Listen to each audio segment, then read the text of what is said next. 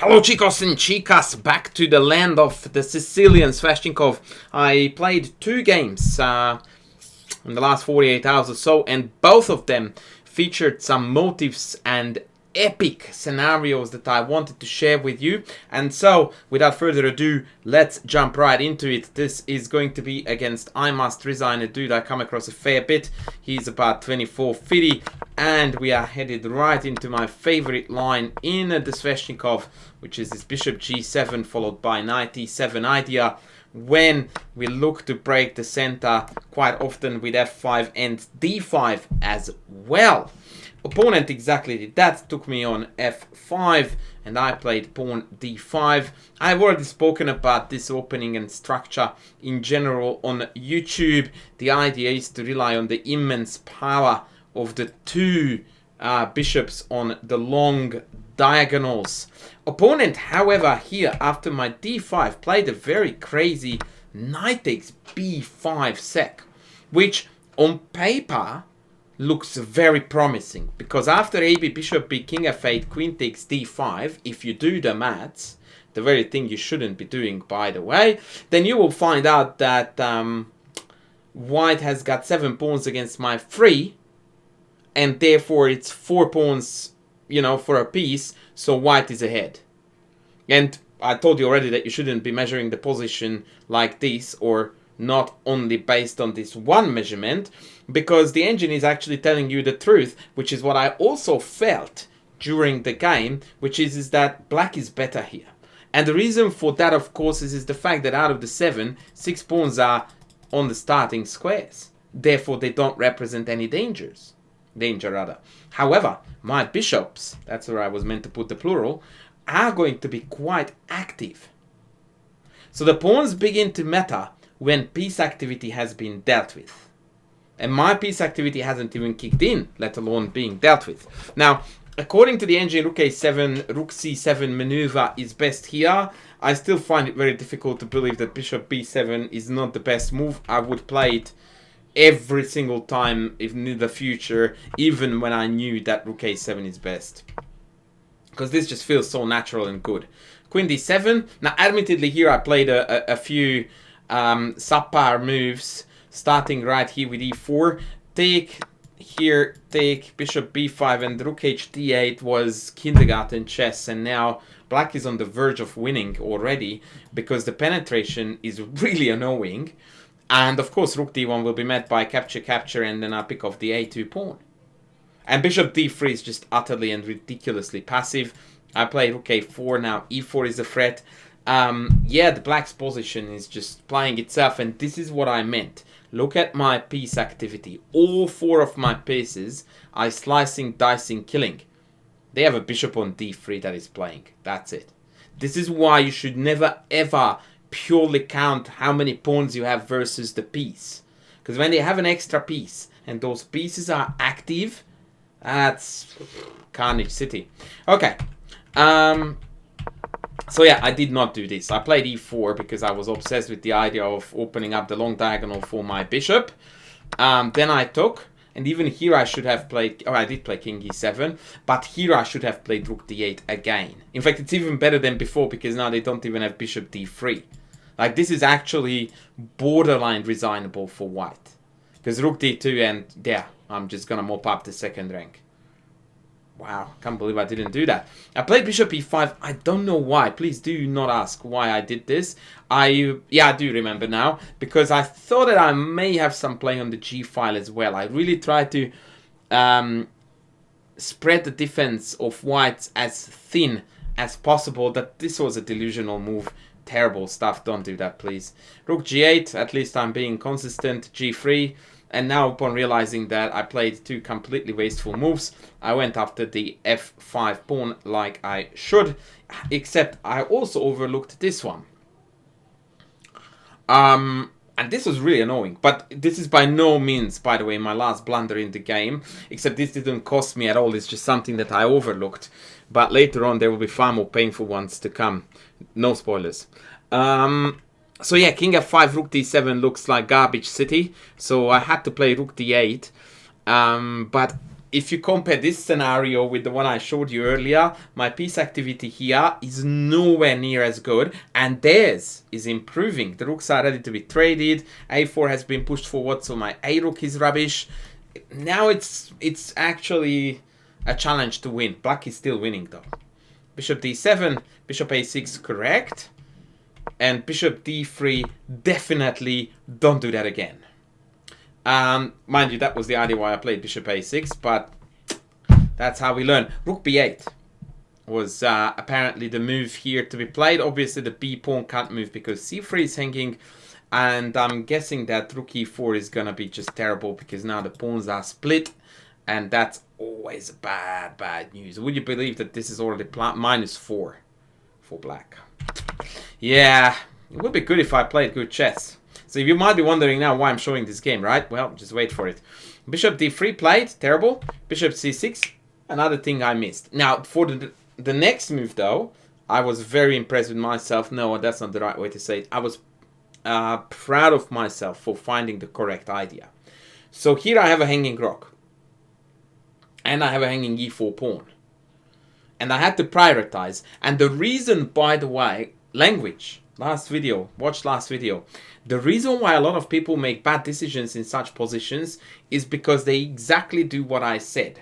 I said, this rook is hanging. That's not a hanging rook. That's a hanging exchange. So when you compare or when you make a decision, should I lose this or this? You are not losing a rook versus a pawn. You are losing an exchange versus a pawn, which shrinks the difference in numeric value from 4 to 1. Now, 4 points, I would be hard pressed to justify or counter, measure by initiative and piece activity. But 1, hello, any day of the week. And so, of course, I took this because I thought that if they take a8 and I take back, then now my piece activity again is off the charts. The rooks are useless, and it's open game. I don't know how I would have played it but afterward. Maybe king e6, f5, try to come in here with the king. There are lots of plans available, and it's noteworthy to mention that the only open file on the board is the d1, which my bishop is shielding off. So the rooks are definitely not having good time in this position at all. My opponent correctly recognized this too, and after me taking on f5, they went after the d3 bishop. In the very long list of I didn't see that coming move, this was about the 8th move. I must have been distracted by something. Played rook b8, best by the engine. Pawn takes e4 and king g4. I really wanted to get up close and personal to that white king. This was the first time in the game when I thought that there is a very realistic chance that my piece activity is going to translate to a potential checkmate attack. Bishop d5 played. Once again, complete bozo town. Bishop c2 would have won the a4 pawn and would have resulted in a reasonably easily winnable endgame scenario. But no, I am made different. I love when my opponent has 7,000 pawns. f6, securing the pawn on f7 and the bishop on e5. King g2, h5, and h4. Now, when this pawn landed on the board, my first reaction was panic. Well, panic is not quite right. I knew that this was a potential move with the idea of mating my king. And then I saw that I had rook d6 and the bishop had no good way to maneuver around in the light squares to try to land the mate. And I was so happy dodging the mate threat that I completely forgot that this was hanging. Actually, I lied to you. Now I recall, I saw g3 hanging. The reason why I didn't take it is because I calculated bishop e6, king h4, rook h1 check, and I'm losing a piece. So king g5 takes, and then king takes g3. And I discarded this because of the loss of the piece. And I completely, like my brain just had a brain fart, forgot that I could go here. Hello? And game over. Thanks for coming. So yeah, We had a fair few doozies in this game, and boo-boos, as we like to call it. So I played rook d6, stopping the mate. And now comes the point of the game that I wanted to show you, because this stuff blew my mind.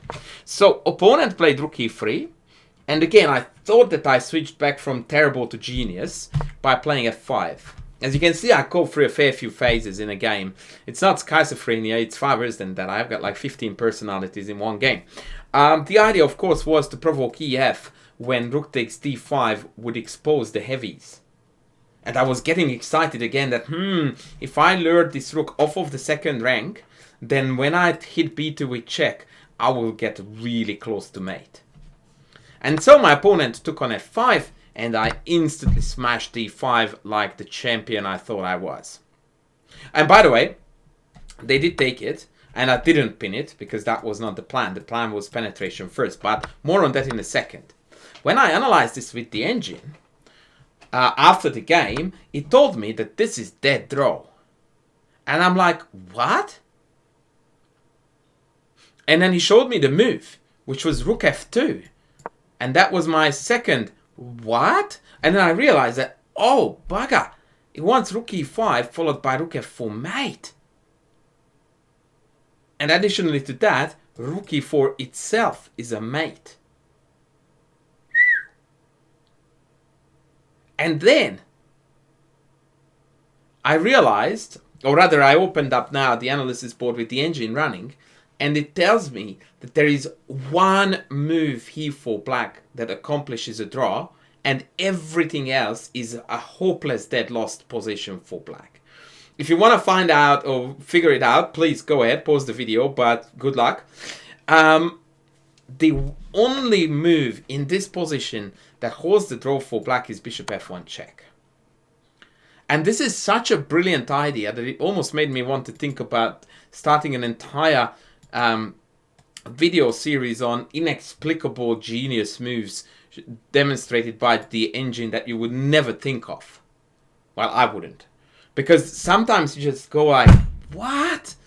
And it took me like 5 minutes to figure out what the hell was going on here with this bishop f1 check. So this is the story, or this is how I figured out what bishop f1 did. So apparently obviously after bishop f1, if the rook takes, I can take on b2, and in fact I'm winning. So that's not playable. King f1 obviously leaves g3 unguarded. I can take it. Once again, black is completely winning. So king h2, and then I'll go look at the engine move, and it's bishop d3, and I'm like, what? So what's the story with bishop d3 right away? And the engine schools me and says, bruv, c4. And I'm like, okay, I get that. So I can't take, because then rook e4 is mate. What if I go rook here? Rook e5. And then the engine here tells me to play rook b2 to at least avoid the mate. And that's that. I'm like, so how does bishop f1 change the scene at all? And I still do not, at this point, I swear to God, I did not understand bishop f1 when I was looking at this line. I was so much in awe of bishop f1 that somehow my brain just refused to understand what it did. And so I played it out, and it turns out that now if I drop back to d3, after c4, which was the winning move for white with the king on g2, this now doesn't work. And the reason for that is because after rook c5, rook takes e5 with the idea that if I take, there is a mate here. I now have rook takes b2, and the g2 king is not guarding the rook. Hello? That's how chess is played? Because I am playing something altogether different. That was the purpose of bishop f1 check. One of the most insane moves I've ever found in my life. Hands down. Easy peasy. Just wow. And black survives. And if they play rook e5 here without c4, same story, rook b2. And again, with king g2, this wouldn't work. Because then just take... Oh, actually, there is a bishop check there, so that variation does work. Actually, I want to show you that. Yeah, that's the final point. That if I play direct bishop d3 here, right, rook e5 doesn't work. And the reason, that's why you need to play c4. Rook e5 doesn't work. Because here, I have got rook b2, and now it turns out that the king on g2 is actually a curse, because when you play here, I can check the rook down. King goes f1, I must insert a check to save my rook, and then I take this. Which is why white needs to play his c4, which does win. And so I need to prevent that by bishop f1 check first, sending the king there, disconnecting it from the rook, then come back, and now rook b2 is going to hold the draw for me. Crazy city. Let me show you the end of the game because it was quite specky. Rook check, like I told you to. Bishop b7 is a waste of space here. After c4, I think... oh no, actually rook e4 check is nearly mate. Yeah, so forget about it. It's completely unplayable to play bishop b7. Check was the idea all along, and bishop takes g3. And the position has become incredibly difficult to play for white, which is not exactly the right synonym for -8, is it? So let me rephrase that. White is getting mated. Ooh, sorry. -40 now. Oh no, -96. Okay. So yeah, mate is incoming. Basically the idea is that I'm going to be able to sneak in here with the king. The bishop will, if need be, come back here, and mate is inevitable. He played rook d4 check, forcing me in anyway. Rook d1, and after rook g2 check, king h1, bishop b7. Now it's a mate in 4. My opponent played rook d7, and that was the finish with king g1, rook h1 mate. But literally any check, whether it be he would have led to mate. Actually, not here, because if I go here, then when he hits the bishop, I can't go in for the mate. But rook c2, for example, takes, and then it's mate on the back rank, also wins. So that was, ladies and gentlemen, the crazy bishop f1 move in the Sveshnikov. And I have got another cool example for you, and another cool miss by me. This one is a particularly painful one because I saw the move and I just couldn't justify it. So we are in a very similar structure. Played f5, take. Oh, we are in review move, so I'm going to get now embarrassing question marks and all that type of stuff. Knight h4, queen g3. I thought that this was terrible for white, but the engine claims it to be equal. Played f5 with the idea of rook g8 and hitting g2. Queen g7, which I thought was bad. Rook g8 takes king f1. Knight f4, bishop takes f5. Until now, I had a feeling that I was playing really, really good chess, and that I should be up to something really delicious. And when I looked at this position, my first idea was rook a7. And what I must tell you here, folks, is that there's not a lot of overlap between chess and dating. There's one that I think is quite powerful, and that is that your intuition, your gut instinct is almost always on point about what's right and what's wrong.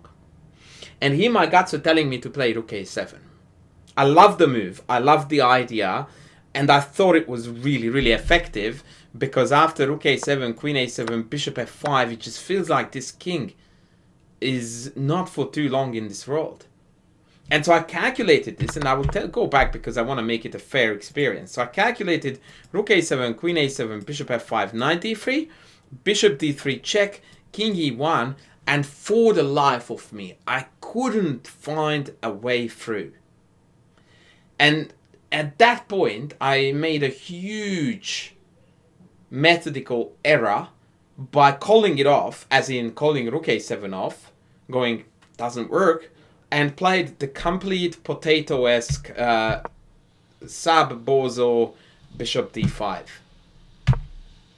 What my hubris, my main sin was that for some reason after rook a7, queen a7, bishop takes f5, knight e3, I assumed that the check Actually, I looked at bishop h3 check as well, king e1, knight d3, king d2, and again I felt like I had nothing. So I assumed that a check was mandatory. I said it weird, mandatory. Yeah, that's right, mandatory. And instead the kindergarten bishop e4 mops up the game. Can't believe this. So after rook a7, queen a7, bishop f5, knight c, e3, bishop e4. And that's it. Pieces go back in the box and I walk away with glory. Because after rook g1, I win both rooks. Thank you very much. And so white has nothing. Absolutely nothing against the loss of the h1 rook. After which I will remain a clear piece up and the game is over. And instead it became an absolute ugly slugfest with mutual errors, blunders, the whole shebang. It just turned into a catastrophic game, which in the end I won. I'm very proud of this saving rook d8 move though. That was my only move to keep me in the game. And here my opponent allowed me to win a piece with rook e3, rook f5 in a completely, well, it's not, yeah, drawish position. Tiny bit better for white, and then he just lost the plot and a piece, and a few moves later they resigned. But I really do regret that I didn't play rook a7 because I find that it was so fitting into this Sveshnikov theme. So once again, let's just go through this part of the game because I think this is the part that is very Sveshnikov-y from black's perspective. So knight h4, then f5, not caring about compromising the king, but banking on the immense piece activity with rook g8, then cashing in on rook g8, then going after the king-bishop combo, and we have arrived at the crucial point where my piece activity is off the charts, the white king is weak, the white pieces are scattered across the board. Yeah, rook a7 was a big miss here. Huge. I very much regret that this wasn't played. It would have been such a brilliant game here. Bishop e4. Well, this is it, guys. This is you live, you learn. But I thought that these were two very fat Sveshnikov games to reflect on. I've made about 472 mistakes in the two combined, and yet I really feel like they were very instructive, and I certainly learned a lot of them, and I hope you did too. And with that, I'm going to sign up now. Please don't forget to sub, to leave a comment, please chuck that like, and you can super thank me if you will. I will see you in the next video. Thank you. Bye.